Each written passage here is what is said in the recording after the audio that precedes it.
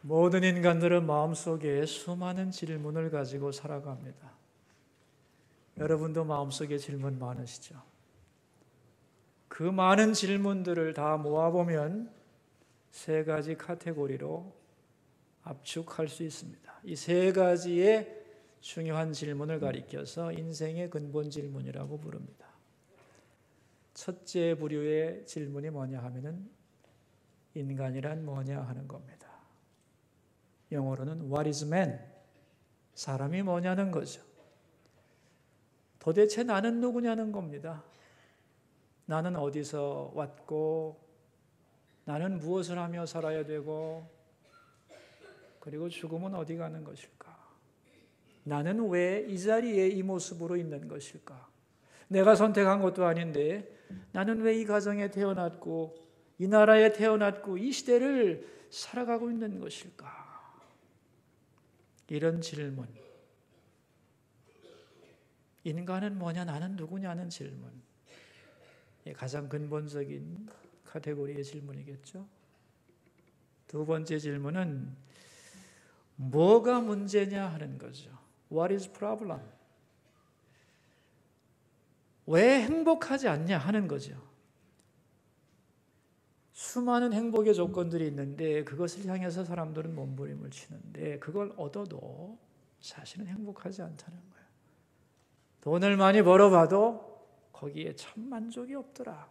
What is problem? 문제가 뭐지? 여러분 옛날에 세계 제일의 부자였다고 하는 록펠러에게 질문했다는 거 아닙니까? 얼마나 돈을 더 가지면 만족할 수 있나요? 했더니 지금보다 조금 더 그랬잖아요. 그렇게 많이 가지고 있어도 그 돈이 그에게 진정한 만족을 주지 못했다는 거예요. 이 시대에 수많은 명예와 부를 가진 엘리트들이 많이 자살을 합니다, 여러분. 왜 그럴까요? 가진 게 적어서일까요? 그들이 가지고 누린 것들이 많지만 그것이 한 인간을 진정으로 만족시키지 못한다는 거죠. 왜 그럴까? 왜 행복할 것이라고 생각한 것을 많이 가지고 있는데도 우리는 행복하지 않은 것일까? 그 이유가 뭔가? 이 두 번째 카테고리의 질문이죠. 세 번째는 뭐냐 하면은 이 문제를 해결하기 위해서 우리는 어떻게 할 거냐 이런 얘기죠. 해결책이 뭐냐? What can we do about it? 그것에 대하여 우리가 할 수 있는 게 뭐냐?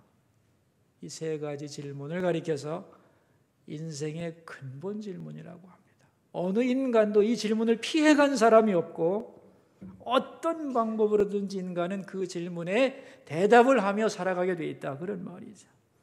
이 세 가지 질문에 대한 그의 대답과 해석이 그 사람의 세계관인 것입니다. 이것을 어떤 시대가 큰 공동체가 이걸 추구하고 답을 내린다면 그걸 시대정신이라 말하는 것이고 개인이 여기에 대한 해답을 하려고 하는 것을 그 사람의 세계관이라고 말하는 거죠. 여러분 각자가 다 세계관을 가지고 계시기 때문에 여기는 모인 사람 수만큼 세계관이 있겠죠. 나도 세계관이 있고 공동체에도 그들의 세계관이 있습니다. 유명한 기업 나이키라고 하는 회사 아시죠? 그 나이키의 세계관이 뭐냐? 광고 카피에 그들은 이런 말을 썼습니다. Life is short, play hard. 인생은 짧다. 열심히 운동하고 열심히 놀자. 그런 얘기죠. 자, 세 가지 질문을 해봅시다. 그들이 생각하는 인간이란 뭐죠? 모든 사람, 모든 단체는 이 질문에 대답하게 되어 있다니까요. 인간은 잠시 존재하는 것이라는 거죠. temporary being이라는 거죠. 일시적인 존재라는 거죠. 두 번째, 문제가 뭐냐는 거예요. 문제가. Life is short. 인생이 너무 짧다는 거예요. 그럼 우리가 뭘 할 수 있느냐? 해결책이 뭐냐? Play hard. 열심히 운동하고 열심히 놀아야죠. 왜? 짧으니까. 그 문장 속에 그들의 가치관이 다 들어있는 거죠. 불교나 힌두교나 뉴에이지나 이런 범신론적 사고 구조를 가진 사람들, 그들에게 이 세 가지 질문을 해보면 답이 딱 나오게 돼 있죠. 인간은 어떤 존재냐? 인간은 신이다. 그런 얘기죠. 우주의 본체인 브라만이 투영되어서 역사와 현실과 인간의 삶이 펼쳐지는 거다. 그러니까 보이는 모든 세계와 역사와 인간의 삶이란 그림자 같은 거다. 본체가 아니다. 그러니까 희로애락이나 108번뇌 같은 건 원래 없는 거다. 그런 얘기죠. 두 번째 문제가 뭐죠? 깨달음이 없기 때문에 이렇게 헛된 현실에 우리가 붙잡혀 장악당하고 있는 거다. 그런 얘기죠. 그럼 해결책이 뭐냐? 수도하고 정진하고 득도해서 이 거북살스러운 윤회의 탈을 벗어나야 되겠다. 그런 얘기죠. 해탈이죠, 이것이. 그걸 위해서 이제 그들은 모든 노력을 다 기울이는 거죠. 고행을 하면서 말이죠.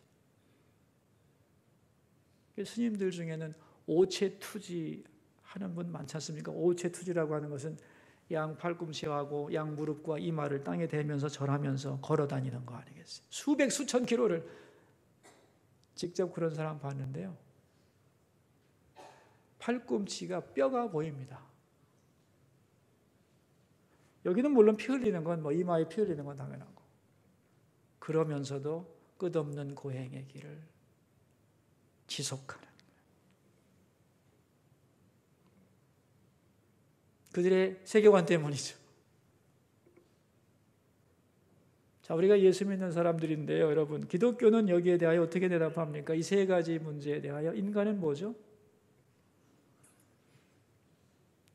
기독교 세계관에 의하면 인간은 어떤 존재입니까?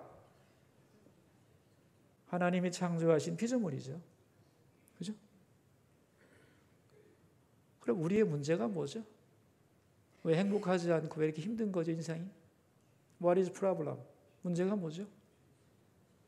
죄 때문이죠. 죄의 대가는 사망인데, 그래서 이 사망의 증상들을 현실 속에서 경험하는 거죠. 그래서 아프고 병들고 썩고 싸우고 사고나고 원망하고 힘들고, 이게 다 사망의 증상들이죠. 여러분, 감기 걸리면 골 아프고 콧물 나고 열 나는 거, 그게 증상이잖아요. 이 사망의 증상들이 우리의 삶을 힘들게 만든다, 그런 얘기죠. 고통으로 채우는 거다. 해결책이 어디 있겠습니까? 이 죄를 없애야 되는 거죠. 그렇죠? 그게 내 힘으로 안 된다는 거예요. 그래서 예수 그리스도를 믿고 그분을 통해 구원받아야 된다. 그렇죠? 이 기독교의 근본적인 세계관이죠. 여러분, 성경의 내용도 똑같습니다. 이 성경 전체의 내용, 이 전체 세계관을 세 단어로 압축할 수 있습니다. 첫째가 창조. 하나님이 우리를 창조하셨다는 거예요. 두 번째가 타락입니다. 근데 우리가 죄로 말미암아 타락했다. 세 번째가 뭐냐? 구원입니다. 구원받아야 된다는 거예요. 그 구원자로 예수 그리스도를 보냈다는 게 성경의 이야기 아니겠습니까? 근데 문제는 그 구원자를 우리가 믿고 죄 문제를 해결해야 되는데, 죽은 흙과 같은 우리가 어떻게 예수를 믿을 수 있냐는 거죠. 우리 속에 믿음이 나올 수 있느냐 하는 거예요. 나올 수 없어요.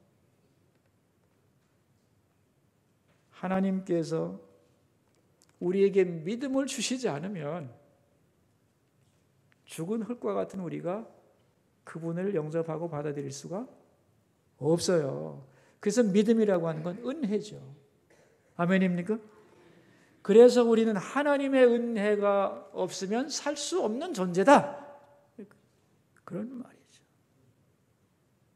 오늘 본문은 인간을 향한 하나님의 구원 계획이 어떻게 펼쳐지느냐, 더 구체적으로 말하자면 약속된 구원자가 오셔서 어떠한 일을 할 것인가에 대한 예언의 내용이죠.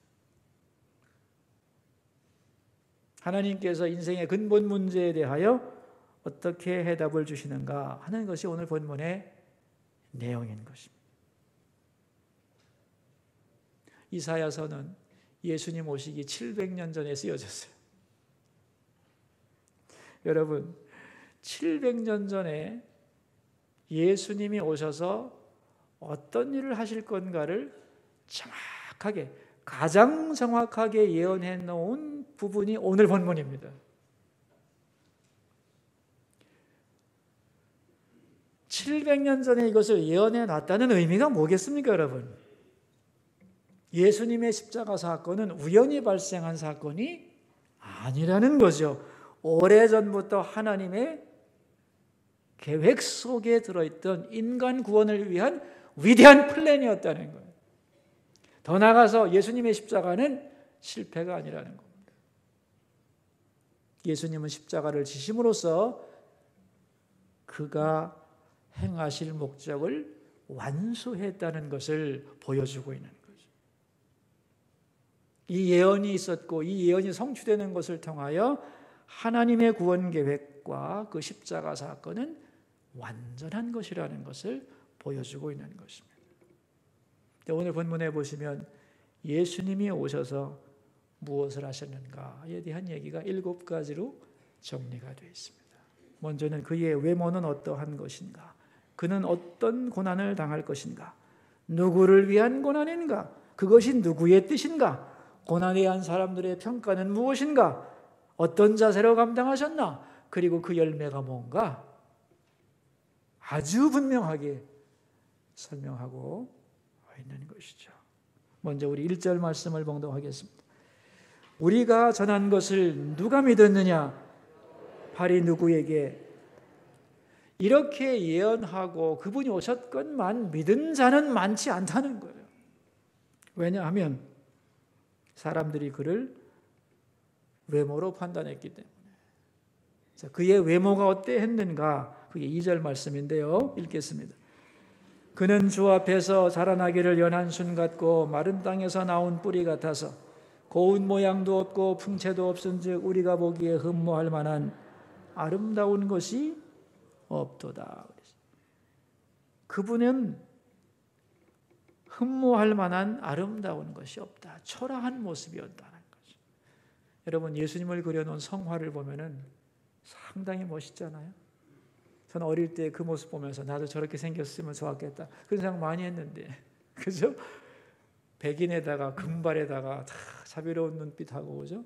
매력 있는 남자로 그려지지만 그건 화가의 상상력이고 성경은 그렇게 말해놓지를 않았어요.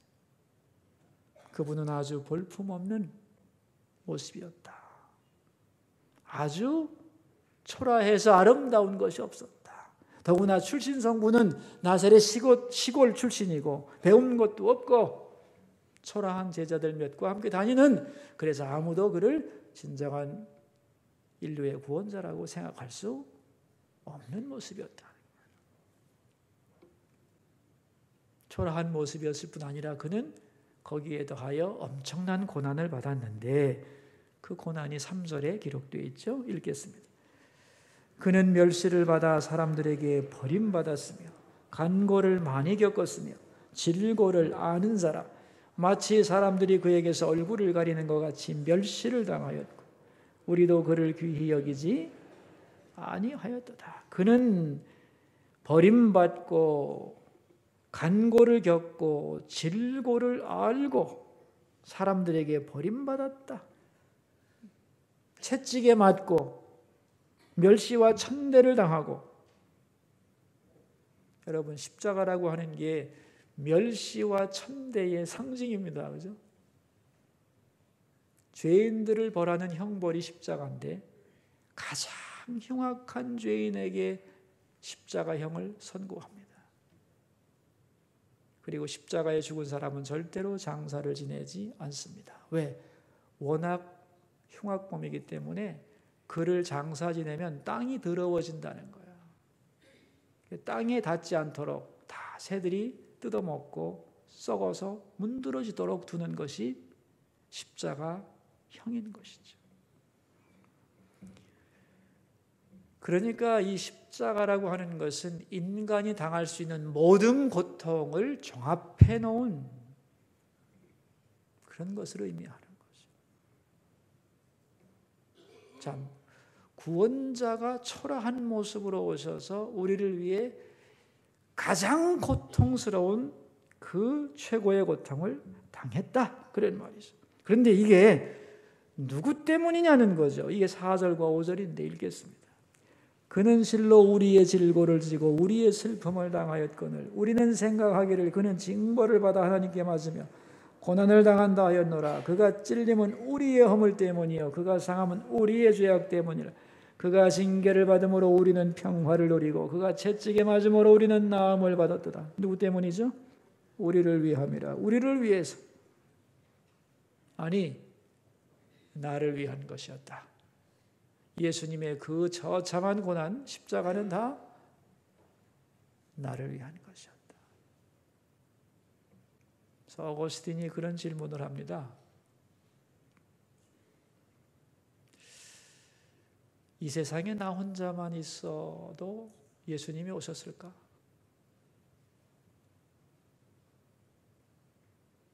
많은 사람을 위해서 오신 게 아닐까? 나 혼자만 이 땅에 있다 할지라도 주님은 오셨을까? 그렇다는 걸 깨닫고 한없이 울었죠. 예수님의 그 고난은 바로 나를 위한 것이었다. 좀 이렇게 질문하겠죠. 내가 뭔 죄를 졌길래요? 그 죄의 내용이 6절에 나옵니다. 읽습니다. 우리는 다 양 같아서 그릇 행하여 각기 제 길로 갔거늘 여호와께서는 우리 모두의 죄악을 그에게 담당시키셨다. 우리는 다 양 같아서 각기 제 길로 갔다. 양들이 지가 좋은 풀 뜯어 먹으러 지멋대로 뛰놀듯이 하나님의 말씀대로 살지 않고 하나님을 인정하지도 않고 지 하고 싶은 대로 교만과 불순종으로 살아갔다. 그런 얘기죠. 여기 예외가 있느냐? 없다는 거죠. 모두 다 그랬다는 거죠. 그 죄를 그에게 담당시키셨다. 그게 십자가라는 거예요. 그게 누구의 뜻이었느냐? 여호와께서는 우리 모두의 죄악을 그에게 담당시키셨다. 하나님 아버지의 뜻이었다는 거예요. 죄인들의 죄를 해결하기 위해서 그 죄를 자기 아들 예수에게 담당하도록 한 것은 하나님의 뜻이었다. 구약 성경에서 죄인의 죄를 용서받기 위하여 짐승이 제물로 바쳐지듯이 모든 인간의 죄를 담당하기 위하여 하나님은 자기 아들에게 그 죄를 담당하게 했다. 그런 얘기죠. 근데 그 고난을 보면서 사람들은 어떻게 생각했냐? 자기가 죄인이니까 죽는 거지 라고 생각했다는 거예요. 그런데 그분은 정작 그 고통을 어떻게 감당하셨는가? 7절과 8절이죠. 한번 읽어봅시다. 그가 곤욕을 당하여 괴로울 때에도 그의 입을 열지 아니하였으며 마치 도수장으로 끌려가는 어린 양과 털 깎는 자 앞에서 잠잠한 양같이 그의 입을 열지 아니하였도다. 그는 곤욕과 신문을 당하고 끌려갔으나 그 세대 중에 누가 생각하기를 그가 살아있는 자들의 땅에서 끊어지면 마땅히 형벌받을 내 백성의 허물 때문이라 하였으리요. 그분은 곤욕을 당하고 십자가 질 때에 잠잠했다. 원망불평하지 않았다. 하나님이 이걸 통하여 만민을 구원하는 것으로 알아셨기 때문에 잠잠히 그 고난을 당했다. 그 고난의 결과가 뭐냐? 5절과 10절에 나오죠. 5절 끝에 보시면 이렇게 나오죠. 그가 징계를 받음으로 우리는 평화를 누리고 그가 채찍에 맞음으로 우리는 나음을 받았도다. 10절입니다. 읽습니다. 여호와께서 그에게 상함을 받게 하시기를 원하사 질고를 당하게 하셨은즉 그의 영혼을 속건제물로 드리기에 이르면 그가 씨를 보게 되며 그의 날은 길 것이요 또 그의 손으로 여호와께서 기뻐하시는 뜻을 성취하시리로다. 십자가 고난의 결과가 뭐냐? 그가 씨를 보게 되며 그랬어요. 하나님의 뜻이 성취되고 그 십자가 사건을 통하여 구원받는 자의 수가 많아지겠다 그런 말이죠. 그러니까 십자가의 열매는 엄청나겠다. 오고 오는 세대 속에 그 열매로 얻어지는 사람의 수가 많겠다. 이것이 아버지의 계획이었고 아들은 그 아버지의 뜻을 성취하기 위하여 묵묵히 그 일을 잘 감당하셨다. 십자가 사건에 대한 묘사입니다. 11절 끝에 보시면 이렇게 말씀합니다. 또 그들의 죄악을 친히 담당하리로다. 이런 질문을 할 수 있습니다. 그렇다면 예수님의 이 고난은 모든 인류를 위한 것이니까 만민 구원설이 아닌가? 그렇지 않습니다. 친히 담당하셨다는 말은 고난의 효과가 개별적이라는 거예요. 모두를 위하여 열려있는 고난이지만 그 고난의 효과가 내 것이 되기 위해서는 내가 그 사건을 믿고 받아들여야만 한다는 거예요. 그럴 때 그의 죄를 친히 담당하신다는 말씀이에요. 여기서 나온 유명한 말이 있죠. 자동적 죄인, 선택적 의인이란 말입니다. 우리 한번 해볼까요? 자동적 죄인, 선택적 의인. 태어날 때부터 자동으로 죄인이고 가만히 있으면, 그러나 그 십자가 사건을 내 사건으로 받으면 뭐가 돼요? 선택하는 자에게 의인의 역사가 일어난다는 거죠. 십자가야말로 정말로 가장 잔인한 고통의 집약체이기 때문에 예수님 사건 이후에 십자가는 역사 속에서 사라집니다. 더 이상 이런 형벌을 인간에게 부여한다는 것 자체가 인류사의 모독이기 때문에 십자가형이 없어져요. 그만큼 그 십자가 고통은 잔인하고 처참한 형벌이었습니다. 그 형벌을 예수님은 나를 위해 지셨다는 거죠. 이것을 믿고 고백하고 인정하는 것이 그리스도인인 것입니다. 여러분, 우리는 죄를 짓잖아요. 그런데 이 죄를 스스로 해결할 능력이 없습니다. 그래서 그리스도의 의를 힘입어야 되는 거죠. 그래서 하나님은 우리의 죄악을 그에게 담당시키셨다. 근데 여러분, 어떻게 내 죄를 그분에게로 옮길 수 있죠?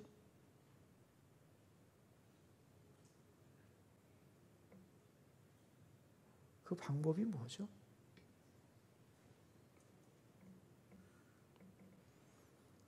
요한복음 3장에 보면 니고데모라는 분이 나와요. 아주 훌륭한 인격자인데 그분이 어느 날 밤에 예수님을 찾아와요.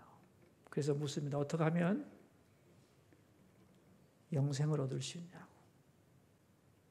예수님이 대답합니다. 거듭나야 한다 그랬어요. 너 거듭나야 된다. 그러니까 내 생활을 개선하고 좀 더 노력해서 되는 게 아니라 너 근본적으로 다시 태어나야 된다 그렇게 말씀하셨어요. 그러자 어떻게 다시 태어나요? 엄마 뱃속에 또 들어갑니까? 주님이 그 말을 듣고 이렇게 대답하시죠. 모세가 광야에서 뱀을 든 것 같이 인자도 들려야 하리니 이는 그를 믿는 자마다 영생을 얻게 하려 하십니다. 민수기 21장에 보면 이스라엘 백성들이 막 문제가 생겨서 불평할 때 하나님이 불뱀을 보내서 많은 사람이 물리게 했어요. 그 불뱀의 도구로 사람들이 막 죽어갑니다. 모세가 너무너무 놀라서 다 죽게 생겼습니다. 하나님 건져달라고 했을 때 하나님께서 뭐라고 했냐면은 구리를 가지고 뱀의 모양을 만들어 가지고 장대에다가 높이 달아라 그랬어요. 그리고 뱀에 물려서 죽어가는 사람들은 그걸 바라보라. 그럼 치료가 될 거다 그랬어요. 민수기에서 유명한 사건이죠. 그래서 부랴부랴 구리를 가지고 뱀을 만들어서 장대에 올려놓고 지금 아파서 독 때문에 죽어가는 사람들은 그 장대를 바라보라. 저 구리뱀을 바라보라 그랬어요. 근데 그 말을 듣고 사람들이 둘로 쫙 갈라집니다. 대다수의 사람들은 어떻게 했느냐? 말도 안 돼. 내가 지금 뱀에 물려서 독으로 죽어가는데 저 구리로 만든 뱀 본다고 그거하고 이거하고 무슨 상관이냐 이거죠. 그럴 수 없지 하고 끝까지 보지 않다가 대부분의 사람들이 죽어갑니다. 소수의 사람들은 바라보면 된다는데 내 속에 있는 독에서 치료되기를 갈망하면서 그 놋뱀을 바라봤어요. 근데 그 순간에 신비하게도 바라보는 순간에 그에게서 독이 빠져나가면서 치유를 받습니다.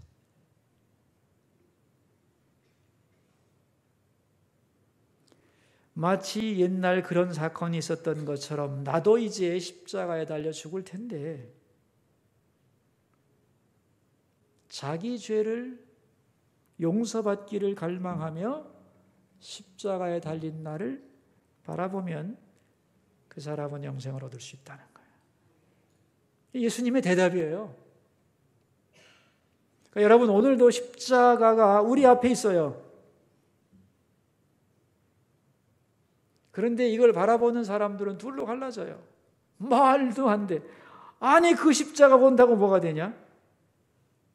저건 뭐 동화의 수준도 안 되는 거죠. 옛날에 예수란 분이 죽으신 십자가 바라본다고 내 죄가 어떻게 용서가 되고 내가 영생을 얻겠냐? 죄로 인하여 사망의 증상 속에서 죽어가면서도 콧방귀 끼며 안 보는 사람도 있는가 하면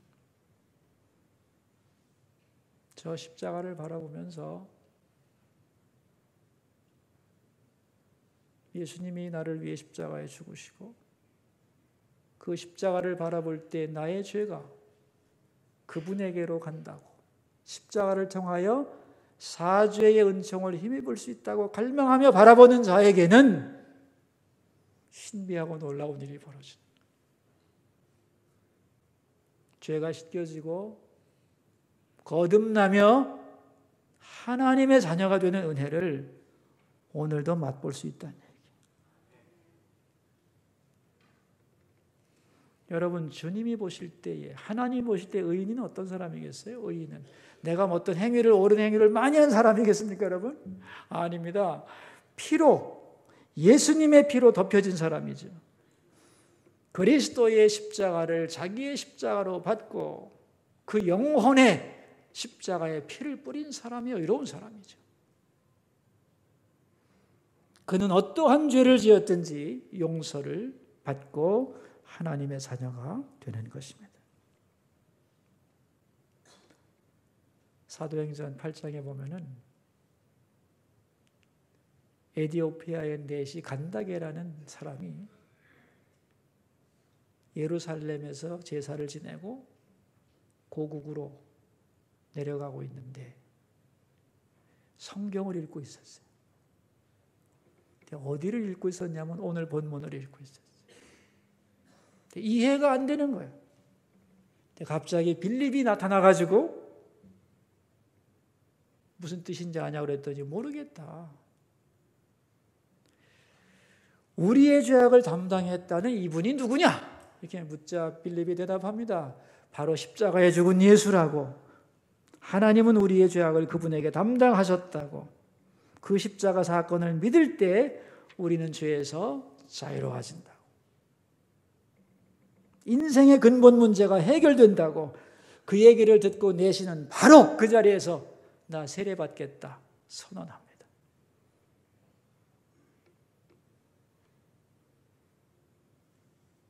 내가 지금 제사 지내고 돌아가면서도 내 마음속에 영적인 시원함이 없고 내 인생의 근본 문제가 해결되지 않아서 고민하고 있었는데 그분이 바로 예수님이라면 나는 그의 이름으로 세례받겠다. 세례를 줬어요. 그 후에 그는 기쁜 마음으로 자기 나라로 돌아갔다. 그렇게 성경은 말씀하고 있습니다. 예수 십자가, 그 십자가 사건은 우리 인생의 근본 문제를 해결하는 가장 위대한 사건임을 믿습니다. 그 속에 하나님의 나를 향한 사랑이 있고 나의 미래가 있으며 내 가치가 들어있기 때문이죠. 제가 아는 어떤 분이 자기 아버지가 예수를 믿지 않았는데 늘 그걸 위해 기도해 왔는데 믿지 않으시다가 임종을 맞게 됐대요. 그래서 아버지가 이제 유언을 하시는데, 야, 내가 죽으면 내 장례를 이렇게 지내고 뭐 어디다 묻어라, 이런 얘기를 쭉 하시자 아들이 그렇게 말했습니다. 알겠습니다, 아버지. 말씀하신 대로 하지요. 그런데 아버지의 몸은 그렇게 모시면 되지만 아버지의 영혼은 어디로 가실 겁니까?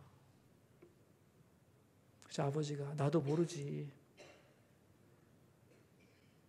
천국을 가고는 싶지만 한계 없지 않냐 하고 한숨을 쉬더라는 거예요. 그 순간에 무슨 말을 해야 될지를 정말 몰랐는데 이사야 53장 6절 말씀이 생각났다는 거예요. 오늘 본문이죠.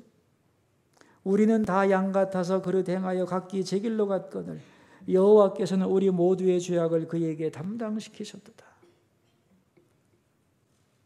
아버지, 사람은 모두 죄인입니다. 지멋대로 살면서 죄를 저질렀습니다. 그러나 죄는 짓지만 해결할 수가 없습니다, 인간은. 그런데 하나님은 이사야 53장 6절에서 우리 죄를 예수님에게 담당하게 했습니다. 아버지, 죄를 후회한다고 없어지는 것도 아니고 죄의 삭은 사망인데 사망을 지불해야 되는데 그래서 예수님이 대신 십자가에 죽으셨습니다. 이것을 믿고 고백하면 아버지의 죄가 그분에게로 담당됩니다. 예수 믿으세요. 그랬다. 아버지가 놀랍게도 그 말을 받으셨어요. 그분의 고백입니다.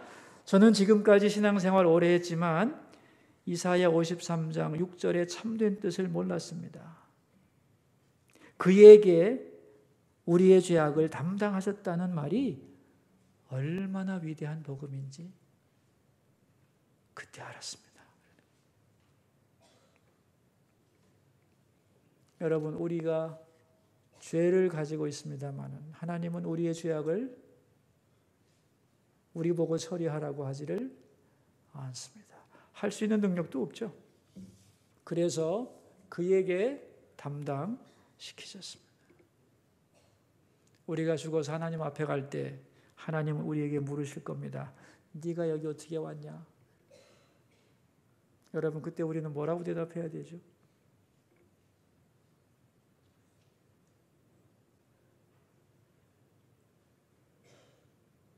저는 죄인입니다. 그럼에도 불구하고 예수님은 나를 위해 십자가에 죽으셨습니다. 하나님께서는 저의 죄를 그분에게 담당시키셨습니다. 나는 이것을 믿습니다. 그것이 구원이죠. 그러므로 십자가는 우리 구원의 유일한 길이고 영생으로 들어가는 유일한 문인 것입니다. 예수님이 나 위에 죽으신 십자가 바라보고 사랑하고 붙들고 살아가는 우리 모두 되기를 주의 이름으로 축원합니다. 기도하겠습니다. 우리 들은 말씀을 생각하면서 세 가지 기도 제목으로 나갑시다. 첫 번째 기도 제목입니다. 십자가 사건이야말로 인간의 근본 질문에 대한 가장 정확한 해답임을 알게 해 주소서. 기도하겠습니다. 사랑 많으신 아버지, 인간은 수많은 질문을 합니다. 그 중에서도 가장 핵심적인 질문 3가지, 세계관의 요소들을 생각했습니다. 인간은 누군가? 우리의 문제는 뭔가?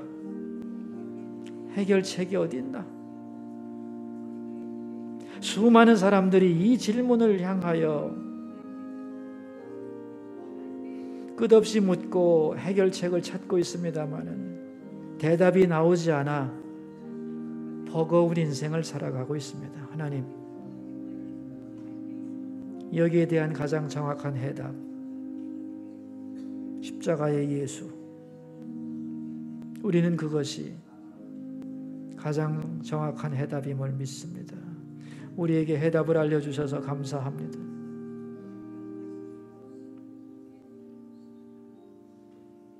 두 번째 기도 제목입니다.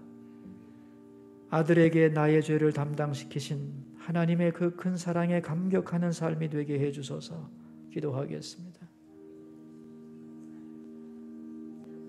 죄는 짓지만 죄를 해결할 수 없는 인생에게 우리의 죄를 그에게 담당시키신 하나님의 그 큰 사랑, 아들을 십자가에 못 박은 그 큰 사랑, 그 십자가 사건이 있기 전에 오래전에 예언하신 그 하나님의 놀라운 계획과 사랑, 그 사랑을 알고 감격하는 우리가 되기를 소망합니다. 세 번째 기도 제목입니다. 내일부터 이루어지는 한 주간 동안의 새벽 기도를 통하여 십자가에 못 박히신 예수님을 깊이 생각하고 만나는 계기가 되게 해 주소서. 기도하겠습니다.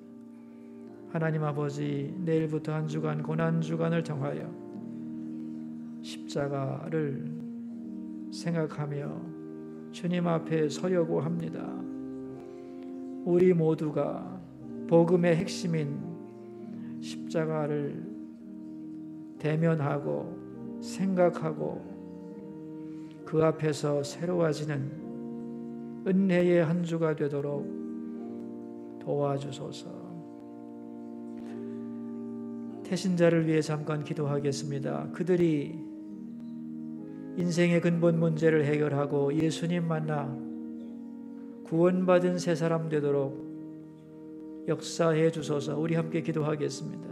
하나님, 우리가 올려드린 태신자의 이름들 주님의 나라에 기록된 이름 되기 원하고 그분들의 수많은 인생의 질문이 예수님 만나면서 해결되는 역사 허락해 주시기를 간구합니다. 우리를 통해서 아버지께로 오게 하신 그분들을 위해 기도하며 나갈 때에 시온의 대로를 열어주시고 그들이 정말 그들의 죄를 담당하신 예수님의 십자가 만나는 사람들 되도록 도와주소서.